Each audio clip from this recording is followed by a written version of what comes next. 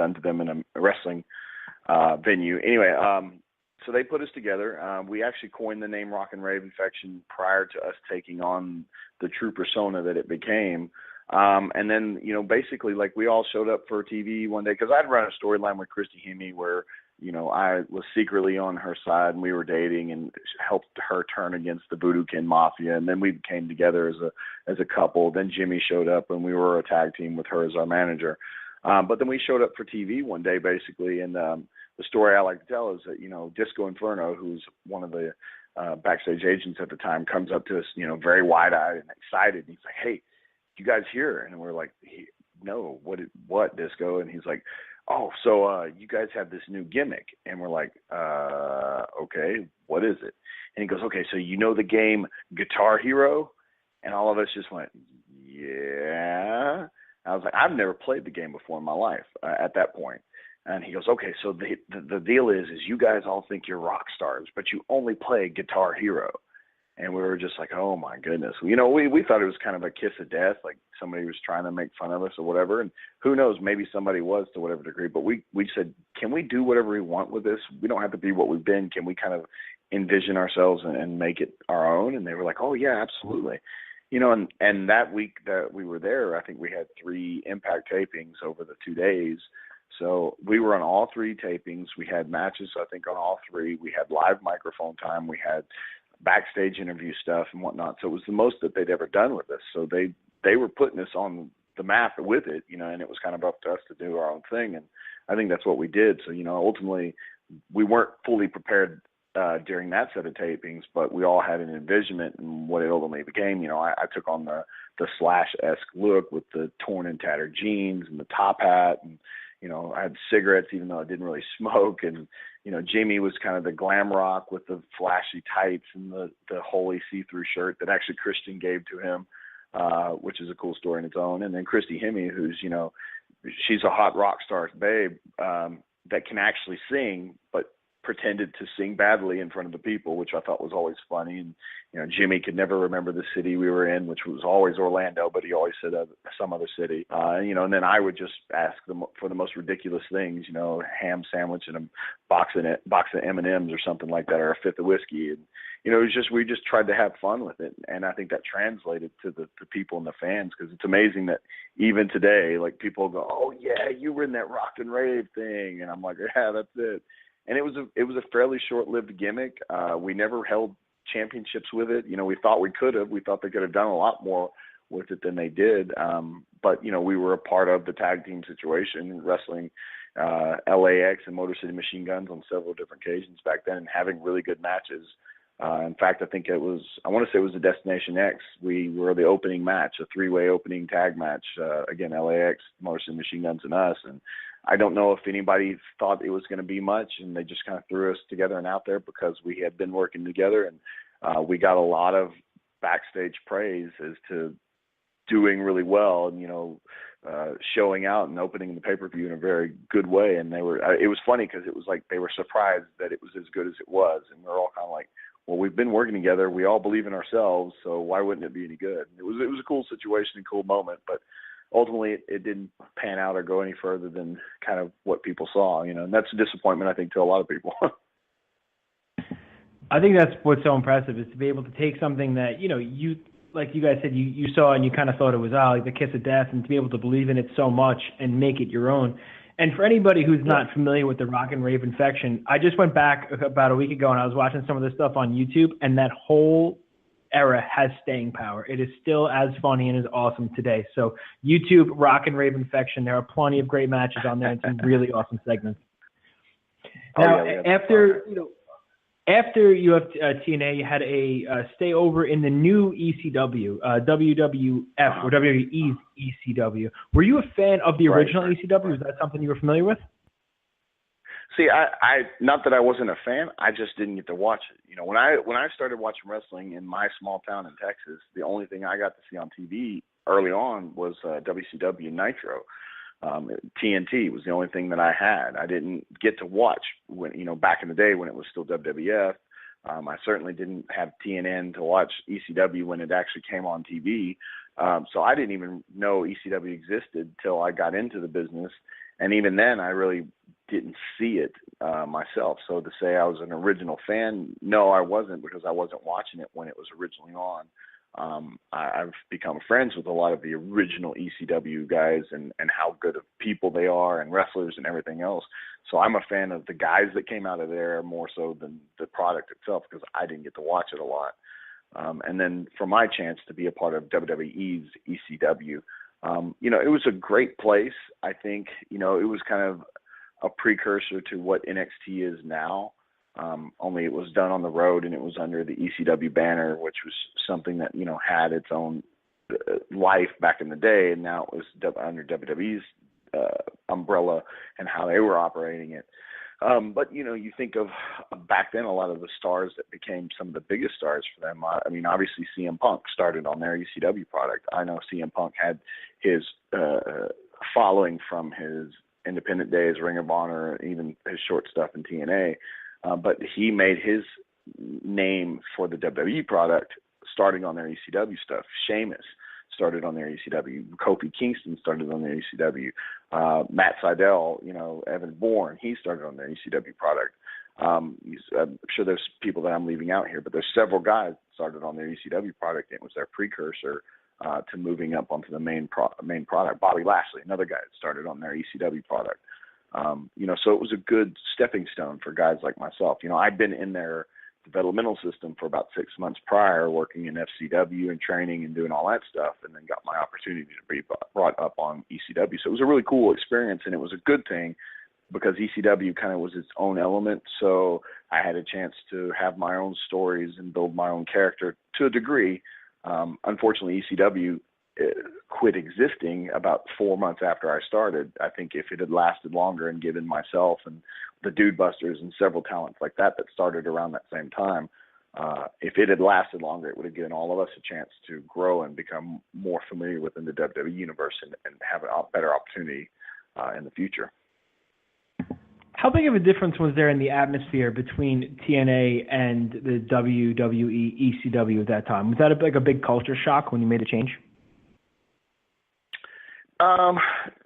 Yeah,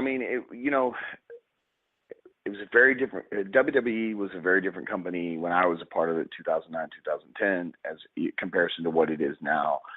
I think specifically, it was one of those companies, like it was very controlled and very regimented. I felt like a lot of guys were on eggshells. WWE had its main superstars, so it wasn't necessarily actively trying to build new superstars. It had its mainstay guys. Taker was still very active. Shawn Michaels was still active.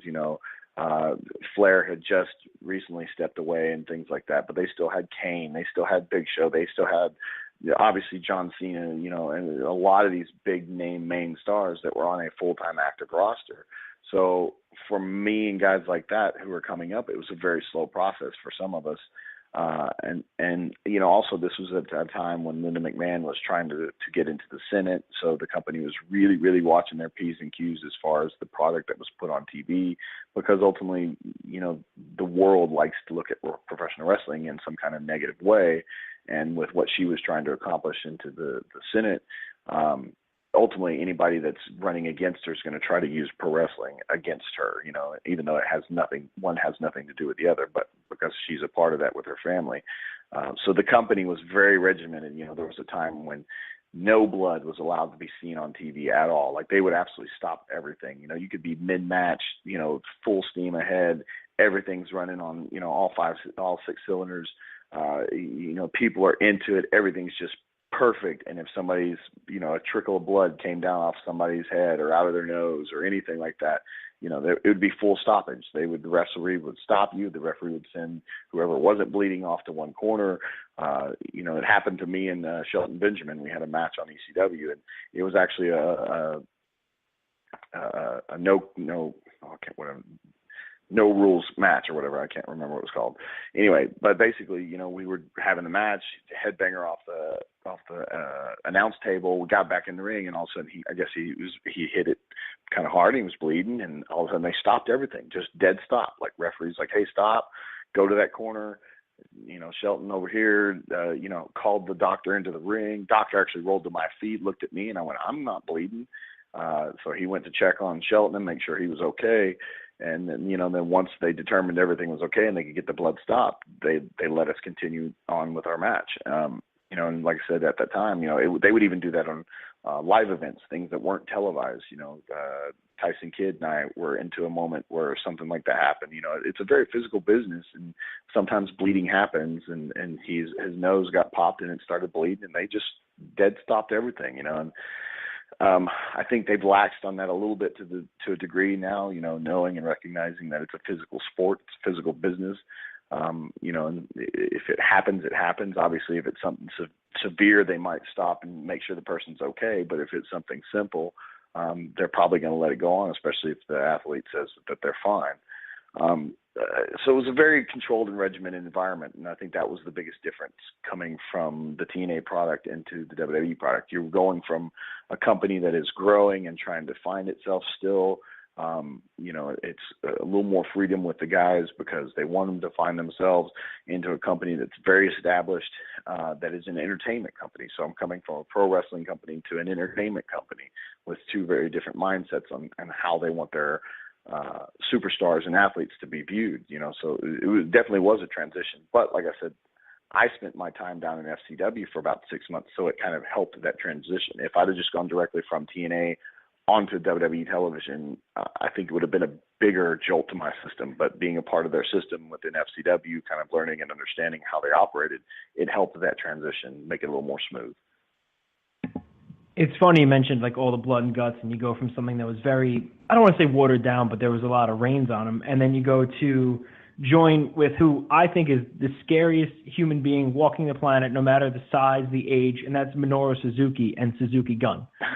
So yeah. I can't imagine. I mean, that's definitely, literally changing of the world. How did you become a part of Suzuki Gun? And is that something that was, did you have your sights set on New Japan, or did it just a phone ring one day and that was the next logical step?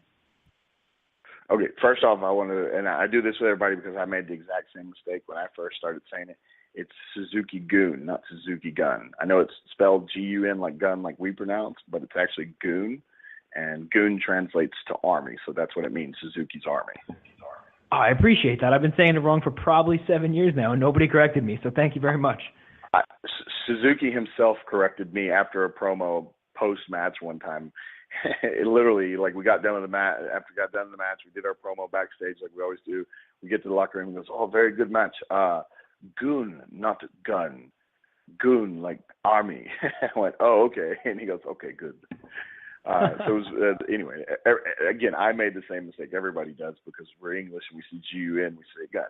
Anyway, funnily enough, my career in Japan in some form or manner has always kind of been tied to Minoru Suzuki. Like I said, back in 2007, I went over to Japan and worked for a small independent company. It was called Makahen. It turned into Vader Time Wrestling. My very first match ever in Japan was a tag match. I don't even remember who my partner was, and I have no clue. I don't remember who Suzuki's partner was, but it was me and my partner against Suzuki and somebody else, to the point where, like, I had no idea who Suzuki-san was. I didn't know, his background. I didn't know the lore. I didn't know the character. I didn't know anything about him. I just knew I was having a match. I was the guy from the States and TNA that they'd brought in, whatever. So we had this match. It was fine, whatever. He and I had very little interaction during the match, but it was just one of those things, like, it's kind of funny because that was my very first match ever in Japan. To the point where I worked All Japan in 2009, right before I actually signed on with WWE. And he was actually the Triple Crown champion at that time back then. I don't think we ever had any matches while I was there, but he's the Triple Crown champion of All Japan Pro Wrestling at the time back in 2009, and I was in the company working with them. And then ultimately, you're asking how I got into New Japan. 2009, I was in All Japan. I did a tour. They actually asked me to come back. I said, yeah, absolutely. But then very quickly, because while I was in Japan still on that tour with All Japan, I had a conversation with TNA. My time with TNA was ending. As soon as my time with TNA was ending, I had somebody reach out to WWE, which they were interested. I literally filmed my last TNA thing because we did the Off the Wagon Challenge like on a Monday. My contract was null and void on Wednesday, and then I was in Tampa on Thursday basically doing a tryout, and then was offered a contract